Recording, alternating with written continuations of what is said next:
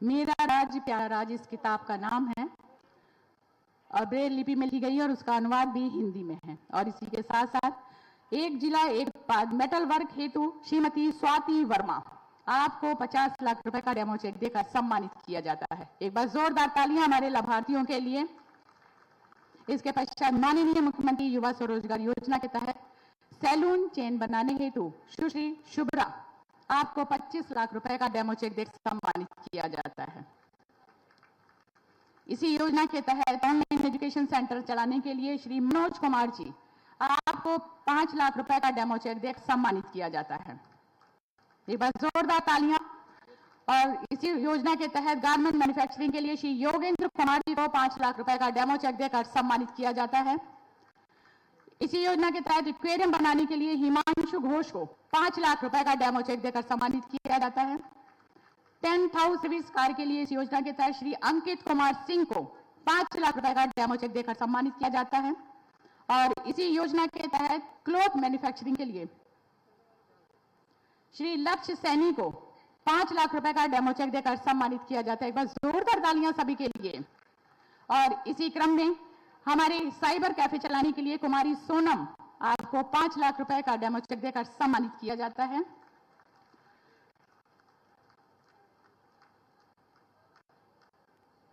इसी योजना के तहत बुटीक खोलने के लिए श्रीमती गीता रानी आपको 4.5 लाख रुपए का डेमो चेक देकर सम्मानित किया जाता है।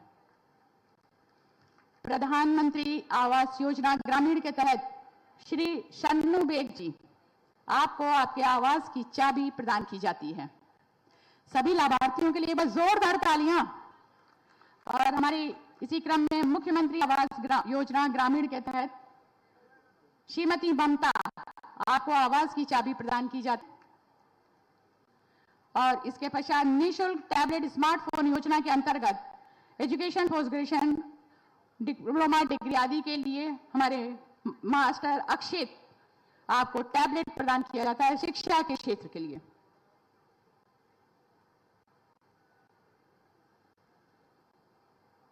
एक बार जोरदार तालियां हमारे सभी लाभार्थियों के लिए। और इसी योजना के तहत हमारी श्रद्धा सुश्री श्रद्धा जी आपको भी लैपटॉप आपको टैबलेट प्रदान किया जाता है। जोरदार तालियां हमारे सभी लाभार्थियों के लिए। राष्ट्रीय ग्रामीण आजीविका मिशन के तहत श्रीमती आरती स्वयं सहायता समूह के दीदी के रूप में CIF 7 करोड़ 89 लाख रुपए का आपको डेमो चेक सम्मानित किया जाता है। राष्ट्रीय ग्रामीण आजीविका मिशन के तहत हमारी श्रीमती रविता देवी लखपति दीदी बनने हेतु आपको सम्मान प्रमाण पत्र प्रदान किया जाता है। जोरदार तालियां हमारी लखपति दीदी के लिए। और इसी के साथ एक बार पुनः आभार प्रकट करते हुए परमादरणीय श्रद्धेय यशस्वी माननीय मुख्यमंत्री जी का कि अपने कर कमलों से हमारे सभी लाभार्थियों को वितरण सामग्री प्रदान कर उनका हौसला बढ़ाया।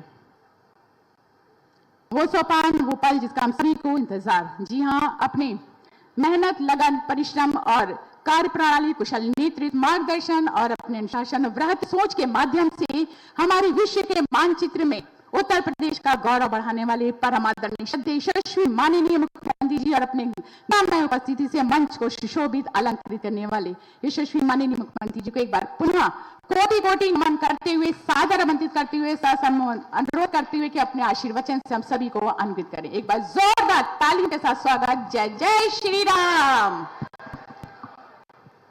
भारत माता की। भाई ये मुरादाबाद की आवाज नहीं लग रही है।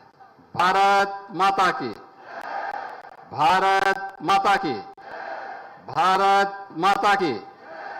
वंदे वंदे वंदे। नमः पार्वती पतिये हर हर।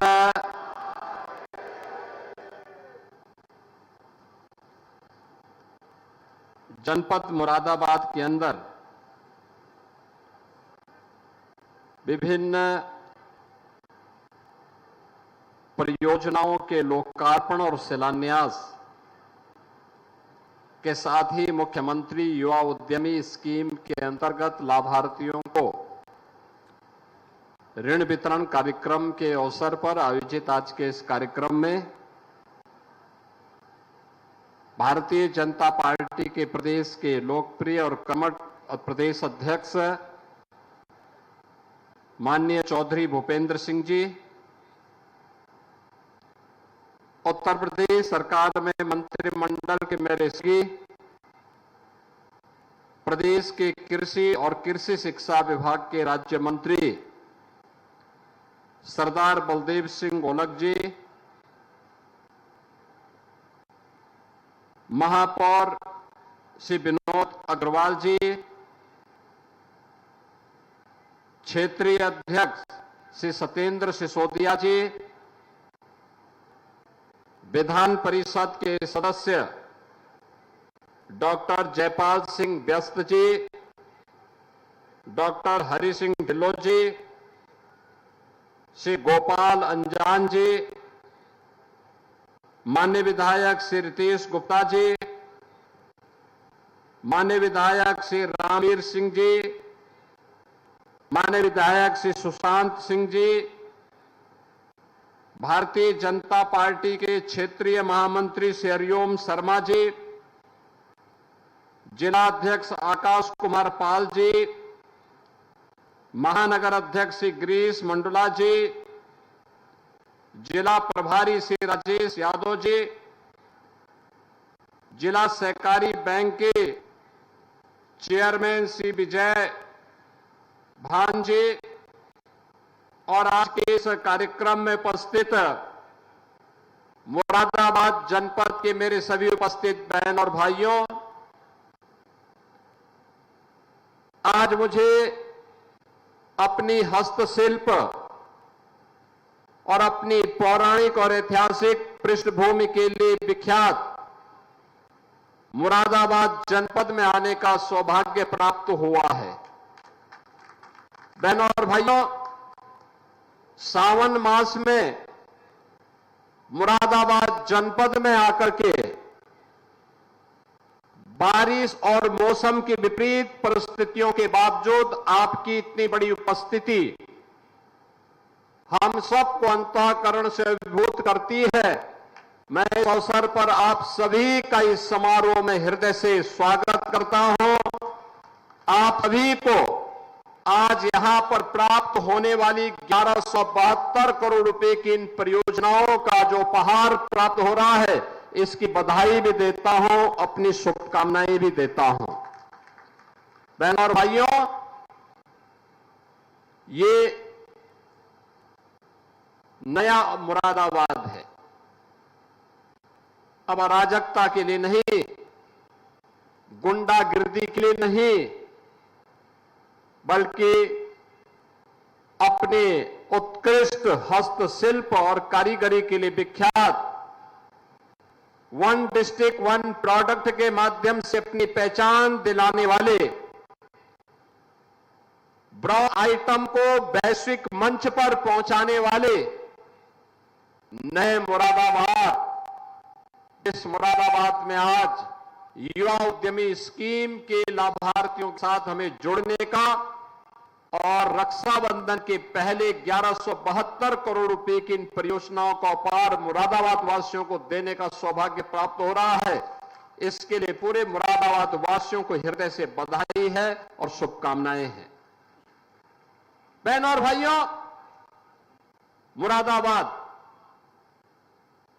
आज अकेले मुरादाबाद 11 से 15 हजार करोड़ रुपए के अपने स्वयं के उत्पाद को एक्सपोर्ट करता है। 2017 के पहले यह अराजकता की भेंट चढ़ी हुई थी। 2017 के पहले कोई इसकी कल्पना भी नहीं करता था ऐसा भी होगा, लेकिन आज वही यहां का हस्तशिल्प और कारीगर और पहला हस्तशिल्पी इसी मुरादाबाद का है, ब्रास आइटम वाला, जिन्हें आदरणीय प्रधानमंत्री जी ने पद्म पुरस्कार से भी उनकी कला को सम्मानित करने का काम किया है। यानी कभी समाज को बांटने वाली समाजवादी पार्टी की सरकार में सामाजिक तने बाने को छिन्न भिन्न करके जाति के नाम पर, क्षेत्र के नाम पर, भाषा के नाम पर और तमाम वाद के आधार पर सामाजिक ताने बाने को छिन्न भिन्न करने का काम किया जाता था। और आज का ये नया मुरादाबाद और नए उत्तर प्रदेश में आप देख सकते हैं कैसे योजनाओं का लाभ बिना भेदभाव के हर तबके को प्राप्त होता है। उसका चेहरा देख करके नहीं, योजनाओं की पात्रता को ध्यान में रख करके योजनाओं का लाभ हर गांव को, हर गरीब को, हर किसान को, हर युवा को, हर वंचित को बिना भेदभाव के प्राप्त होके इस दृष्टि से सरकार कार्य कर रही है। एक तरफ गरीब कल्याणकारी योजनाओं का लाभ सबका साथ, सबके विकास के भाव के साथ ये डबल इंजन की सरकार दे रही है, दूसरी तरफ एक नया विजन, युवा को रोजगार मिलना है। अकेले मुरादाबाद में पीएसी में, पीटीएस में और यहां की आरटीसी में 5300 युवा उत्तर प्रदेश पुलिस की ट्रेनिंग भी प्राप्त कर रहे हैं। अब आप देख सकते हैं, एक साथ अभी हाल ही में हम लोगों ने 60,244 पुलिस आरक्षियों की भर्ती की, 60,244, और पिछले 8 वर्ष में 2,16,000 पुलिस की भर्ती हम लोगों ने प्रदेश के अंदर की। एक भी पुलिस की भर्ती में कोई व्यक्ति उंगली नहीं उठा सकता, न जाति के नाम पर, न क्षेत्र के नाम पर, भाषा के नाम पर। अगर वह योग्य है तो उसकी योग्यता के अनुरूप उत्तर प्रदेश पुलिस बल में उन्हें स्थान मिला। बेटियों को उसमें स्पेशल व्यवस्था दी गई, 20% सीटें बेटियों के लिए आरक्षित की गई। अकेले 60,244 में से 12,045 केवल बेटियां भर्ती हुई हैं इस पुलिस की भर्ती में, और आज वे सभी ट्रेनिंग ले रही हैं। मुरादाबाद में, यहां की आरटीसी में, यहां की पीएससी की जो विभिन्न बटालियन यहां पे हैं, उन बहानियों में उनकी ट्रेनिंग चल रही है। और इसीलिए उस ट्रेनिंग को ध्यान में रखते हुए मैं अपने जनप्रतिनिधि से कहूंगा, वह नौजवान प्रदेश को बेहतरीन सुरक्षा का माहौल देने के इस मॉडल को आगे बढ़ाने के लिए अपने आप को उत्तर प्रदेश पुलिस बल का हिस्सा बनाया है।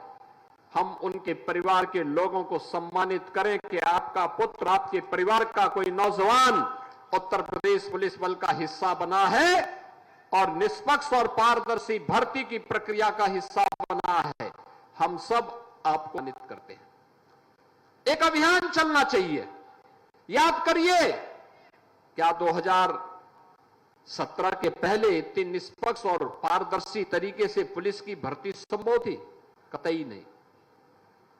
पुलिस की भर्ती निकलती थी, किसी विभाग की भर्ती निकलती थी, कौरव दल वसूली के लिए चाचा भी, भतीजा भी, भाई भी और काका, नाना, भांजे, मामा, ये सभी लोग निकल पड़ते थे वसूली में, और किसी नौजवान को ईमानदारी के साथ कोई अवसर नहीं मिलता था।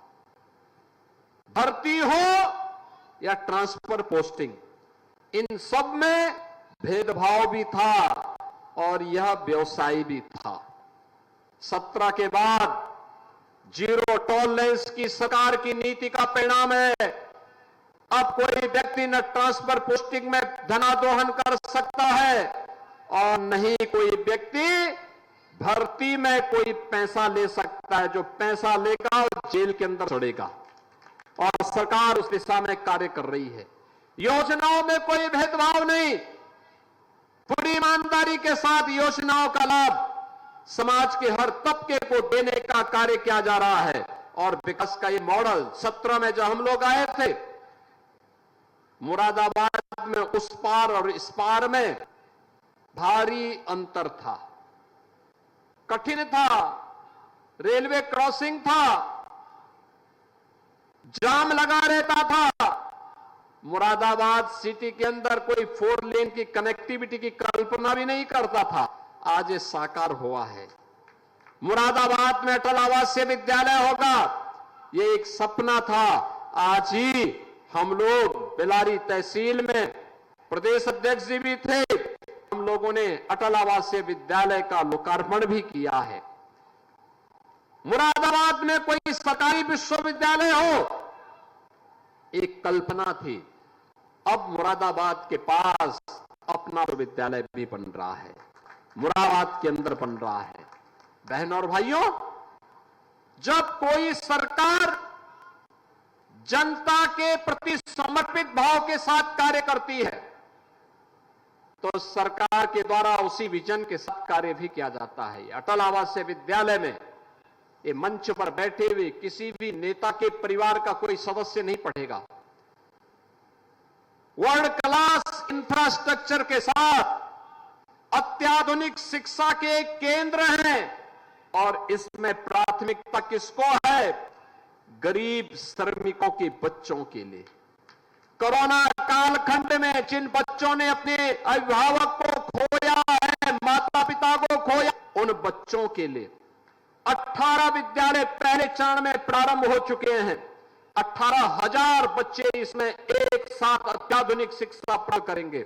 उनके रहने की, उनके खाने की, उनकी शिक्षा की पूरी व्यवस्था राज्य सरकार कर रही है, पूरी व्यवस्था कर रही है। और इसी तर्ज पर बेसिक शिक्षा परिषद के द्वारा 57 अन्य जनपदों में प्राइमरी से लेकर के सीनियर सेकेंडरी लेवल तक अत्याधुनिक शिक्षा के मुख्यमंत्री अभ्युदय विद्यालय, भारत सरकार के सहयोग से पीएम श्री विद्यालय, मुख्यमंत्री कंपोजिट विद्यालय, इनके निर्माण की कार्रवाई भी युद्ध स्तर आगे बढ़ चुकी है। याद करिए, समाजवादी पार्टी की सरकार के समय नकल को उन्होंने जन्मसिद्ध अधिकार बनाया। नकल का परिणाम क्या था?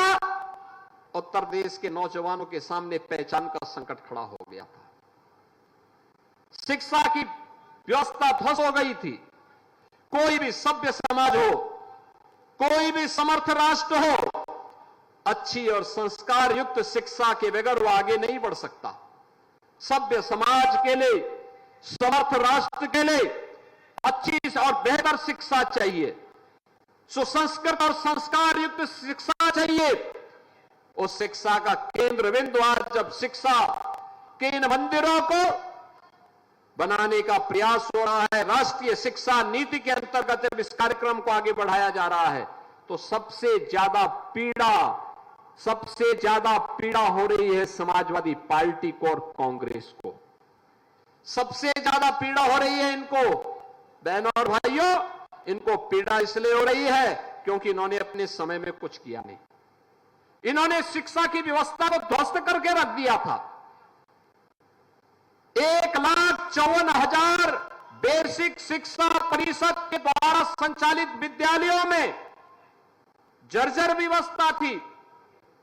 न वहां पे क्लासरूम ठीक थे, न शिक्षक थे, न वहां कोई सामग्री थी, न बालक बालिकाओं के लिए टॉयलेट था, न फर्श था, न पेयजल की व्यवस्था थी, न लाइट की व्यवस्था थी। और आज आप जाइए 1,36,000 विद्यालयों में ऑपरेशन कायाकल्प के अंदर अच्छा फर्श दिया गया है, डिजिटल क्लासरूम बनाया गया है, स्मार्ट क्लास बनी है, डिजिटल लैब बनी है, पेयजल की व्यवस्था है, बालक और बालिकाओं के लिए अलग अलग टॉयलेट बनाए गए हैं और विद्यालय में खेल का मैदान भी बनाने के प्रयास किए गए हैं।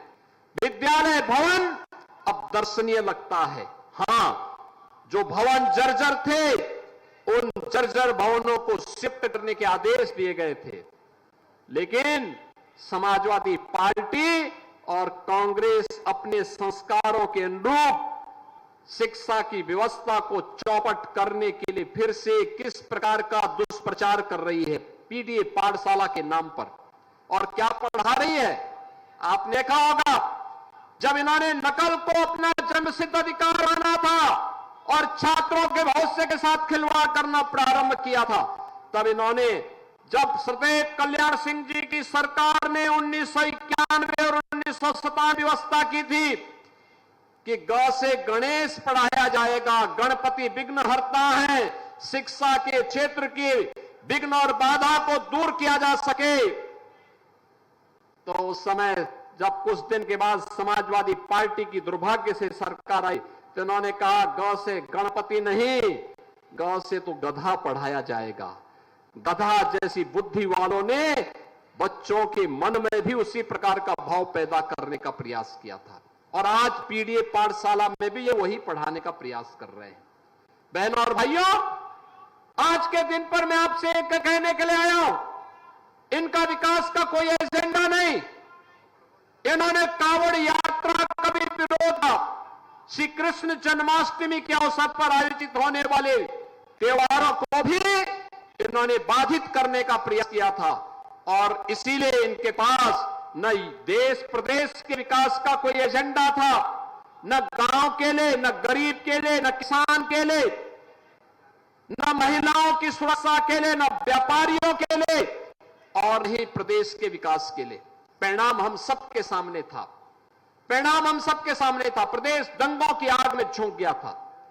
प्रदेश में दंगे होते थे, हर जिले में एक माफिया खड़ा हो गया था। One district one mafia Samajwadi party की देन थी। आज दंगा मुक्त प्रदेश है।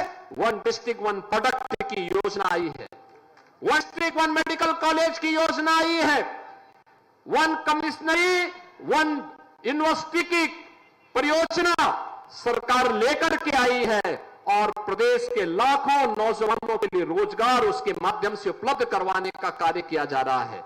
आज मुरादाबाद मंडल में भी इन्हीं स्कीम के तहत हम आए हैं। सीएम युवा स्कीम, युवा उद्यमी स्कीम, 5 लाख रुपए तक की गारंटी मुक्त, ब्याज मुक्त स्कीम। कोई भी युवा जो अपना उद्यम प्रारंभ करना चाहता है, गारंटी सरकार देगी, ब्याज सरकार देगी, 10% मार्जिन में परिवार उस नौजवान को देगी। व्यवसाय करे और व्यवसाय करके समय से मूलधन अगर वापस कर लेता है, अगली बार 7.5 लाख रुपए की स्कीम का लाभ उसे प्राप्त होगा। समय पे उस मूलधन को वापस करता है, तीसरी बार उसे 10 लाख रुपए तक की सुविधा सरकार बैंकों से उपलब्ध करवाने के साथ जुड़ रही है। बहनों और भाइयों, यह है अपने उद्यमियों को आगे बढ़ाने की, अपने युवाओं के जीवन में एक खुशहाली लाने की और प्रदेश को समृद्धि के पथ पर आगे बढ़ाने की प्रदेश सरकार की स्कीम। और मुरादाबाद के हमारे उद्यमियों ने तो वैसे भी कमाल किया है। 17 के पहले जो दम तोड़ रहा था, यहाँ का जो प्रोडक्ट दम तोड़ रहा था, आज इसी मुरादाबाद में हम आज देख रहे हैं। अभी मुझे इस कार्यक्रम के पहले आकर के यहां पर मुझे संविधान पार्क देखने का अवसर प्राप्त हुआ, मुझे हनुमान वाटिका देखने का भी अवसर प्राप्त हुआ। कितना जोरदार स्मार्ट सिटी मिशन के अंतर्गत संविधान पार्क बनाया गया। और मैं तो चाहूंगा हर युवा को, हर नागरिक को बाबा साहब डॉक्टर भीमराव अंबेडकर जी के द्वारा बनाए गए संविधान को देखना चाहिए, उनकी संघर्षों की गाथा को देखना चाहिए। संविधान सभा के सम्मानित सदस्यों के द्वारा देश के अंदर जो संविधान दिया गया है, जो पूरे देश को उत्तर से दक्षिण तक, पूरब से पश्चिम तक एकता के सूत्र में बांटा है, उस संविधान पार्क का अवलोकन करना चाहिए। और रिद्धि और सिद्धि के दाता बजरंग बली हनुमान की वाटिका को भी जाकर के देखिए, कितना आध्यात्मिक वातावरण है। स्मार्ट सिटी मिशन के अंतर्गत अब मुरादाबाद भी स्मार्ट हो रहा है। बहनों और भाइयों, मेरे लिए आज का अवसर आपका अभिनंदन करने का है। ये 1172 करोड़ रुपए की जो परियोजना है, ये केवल उपहार नहीं बल्कि आपके प्रति कृतज्ञता ज्ञापित करने का एक माध्यम भी है। और कृतज्ञता इस बात को देख करके कि जो विभाजनकारी राजनीति मुरादाबाद के अंदर समाजवादी पार्टी और कांग्रेस ने की थी, आपने कुंदरकी के उपचुनाव में उसका जवाब दे दिया। तुष्टीकरण नहीं, संतुष्टीकरण को माध्यम बना करके उसका जवाब दे दिया। और आपने इस बात को साबित कर दिया कि नहीं, आपकी विभाजनकारी राजनीति के साथ नहीं, भारत को एकता के सूत्र में बांधने वाले प्रधानमंत्री मोदी जी के विजन के अनुरूप डबल इंजन की भारतीय जनता पार्टी की सरकार के द्वारा कराए गए विकास के इन कार्यक्रमों के प्रति प्रतिबद्धता व्यक्त करते हुए समाजवादी पार्टी कांग्रेस के प्रत्याशियों की जमानत को जब्त करके कुंदरकी ने साबित कर दिया है कि कुंदरकी इस प्रकार की अराजकता को, समाजवादी पार्टी की अराजकता को कतई बर्दाश्त नहीं करेगा। और इसलिए आज ये 1172 करोड़ रुपए की परियोजनाओं की सौगात लेकर के हम सब आपके बीच आए हैं। मैं उन सभी युवाओं को जो मुरादाबाद के हैं, प्रदेश भर के हैं, उत्तर प्रदेश इस आरक्षी में जिनका चयन हुआ है, ट्रेनिंग ले रहे हैं, उन सबको मैं बधाई देता हूं, अपनी शुभकामनाएं देता हूं। मुरादाबाद नगर निगम को इस बात के लिए धन्यवाद देता हूं कि उन्होंने संविधान पार्क के माध्यम से, हनुमान वाटिका के माध्यम से, सैन्य म्यूजियम के माध्यम से एक नया कॉन्सेप्ट मुरादाबाद को दी है। मुरादाबाद को उसकी पहचान को बदलने का एक नया प्रयास किया है। और मुरादाबाद के उन उद्यमियों को जिन्होंने मुरादाबाद की परंपरागत उद्यम को वन डिस्ट्रिक्ट वन प्रोडक्ट के माध्यम से एक नई पहचान दिलाई है। एक्सपोर्ट हो रहा है। 11,000 करोड़ रुपए से लेकर के 15,000 करोड़ रुपए तक का प्रोडक्ट अकेले मुरादाबाद एक्सपोर्ट कर रहा है। ये पूरा पैसा देश के अंदर आता है। और यही से हम कह रहे हैं, प्रधानमंत्री मोदी जी ने यही बात कही थी, वोकल फॉर लोकल। पर्व और त्योहार आ रहे हैं। अभी 9 अगस्त को रक्षाबंधन पड़ेगा। हर भाई अपनी बहन को उपहार देता है। हमारे ही हस्तशिल्पियों के द्वारा, हमारे ही कारीगरों के द्वारा जो प्रोडक्ट तैयार किया गया हो, हम बहन को वही उपहार में भेंट करें। जन्माष्टमी आएगी। जन्माष्टमी के अवसर पर हम अपने अतिथियों को अपने से कि कोई किसी व्यक्ति के पास हम मिलने के लिए जाते हैं, उपहार देते हैं। अपने हस्तशिल्पी और कारीगरों के द्वारा बनाए गए प्रोडक्ट को ही हम उपहार में दें। ये उपहार में आप देंगे, एक तो आपके प्रदेश के हर जनपद के प्रोडक्ट का प्रचार प्रसार होगा, दूसरा उसका जो मुनाफा आएगा वो हमारे हस्तशिल्पी और कारीगरों के पास जाएगा, और हस्तशिल्पी और कारीगरों के पास जो मुनाफा आएगा वो प्रदेश के युवाओं के रोजगार के लिए, प्रदेश के विकास में वो पैसा लगेगा। अगर विदेशों से आपने सामान खरीद करके उपहार के रूप में दिया तो बहनों और भाइयों ये मान करके चलिए कि ये पैसा आतंकवादियों के हाथों में जाएगा, धर्मांतरण के रूप में खर्च होगा, लव जिहाद जैसी विघटनकारी गतिविधियों में खर्च होगा। हमें उसे अपने आप को बचाना होगा और उसके लिए आवश्यक है कि प्रधानमंत्री जी के स्वदेशी अभियान के साथ हम प्राण से जुटे, और मुरादाबाद उसके लिए एक आईना हो सकता है, एक माध्यम हो सकता है। मुरादाबाद के कारीगरों ने अपनी बेहतरीन हस्तशिल्पी और कारीगरी के माध्यम से इसे एक नई पहचान देने का काम किया है। यहां पर जो हुनर है उसको एक मंच डबल इंजन की सरकार ने दिया है, और आज डबल इंजन की सरकार के द्वारा किए जाने वाले प्रयास का परिणाम है कि पूरे प्रदेश में एक्सपोर्ट की गतिविधियां तेजी के साथ बढ़ी है। लाखों युवाओं को कार्यक्रम प्राप्त हुआ है, और विकास की प्रक्रिया के साथ हम सब जुड़ करके मिलकर के कार्य करेंगे। कनेक्टिविटी से जुड़े हुए, पेयजल से जुड़े हुए, स्मार्ट सिटी मिशन से जुड़े हुए और मुरादाबाद के विकास से जुड़े हुए इन सभी परियोजनाओं के लिए मैं आप सबको हृदय से बधाई देता हूं। बहनों और भाइयों, 9 अगस्त को रक्षाबंधन भी है और काकोरी ट्रेन एक्शन का भी पावन दिवस है। काकोरी के अमर बलिदानियों के स्मरण करने का अवसर भी है। पंडित राम प्रसाद बिस्मिल, ठाकुर रोशन सिंह, यशपाल लाखा, राजेंद्र प्रसाद लाहिड़ी, चंद्रशेखर आजाद, ये सभी क्रांतिकारी जिन्होंने देश की आजादी के लिए उस समय लड़ा था, उनको स्मरण करने का अवसर भी है। और प्रदेश सरकार ने तय किया है 8 अगस्त, 9 अगस्त, 10 अगस्त 3 दिन बेटी और बहनों के लिए फ्री में हम लोग उत्तर प्रदेश परिवहन निगम की बसेज में आने जाने की सुविधा उपलब्ध करवाएंगे। 8 अगस्त को प्रातः काल से लेकर के और 10 अगस्त की रात्रि 12 बजे तक वे उत्तर प्रदेश परिवहन निगम और नगर विकास की नगर सेवा के माध्यम से जहां भी यात्रा करना चाहते हैं एक यात्री के साथ में उन्हें यात्रा प्रदेश भर में फ्री में उपलब्ध करवाने का कार्य उत्तर प्रदेश सरकार कराएगी। मैं इसी अवसर पर इस बार तो अद्भुत क्षण होगा जब उत्तर प्रदेश के अंदर हमारे नौ प्रशिक्षु आरक्षी जन्माष्टमी के आयोजन के साथ जुड़ेंगे। वे एक पुलिस की ट्रेनिंग तो ले रहे हैं लेकिन साथ साथ एक कलाकार के भी गुण उनके पास होंगे और मंचन बेहतरीन मंचन श्री कृष्ण जन्माष्टमी का हर थाना में, हर ट्रेनिंग स्कूल में, हर पुलिस लाइन में भव्यता के साथ आयोजित होंगे। श्री कृष्ण जन्माष्टमी समाजवादी पार्टी की सरकार बैन करती थी, कांवड़ यात्रा को बैन करती थी। हमने कहा नहीं, कांवड़ यात्रा बैन नहीं होगी, कांवड़ यात्रा भी चलेगी। श्री कृष्ण जन्माष्टमी के आयोजन भी भव्यता के साथ होंगे और ये आयोजन उसी भव्यता के साथ आयोजित होंगे। मैं श्री कृष्ण जन्माष्टमी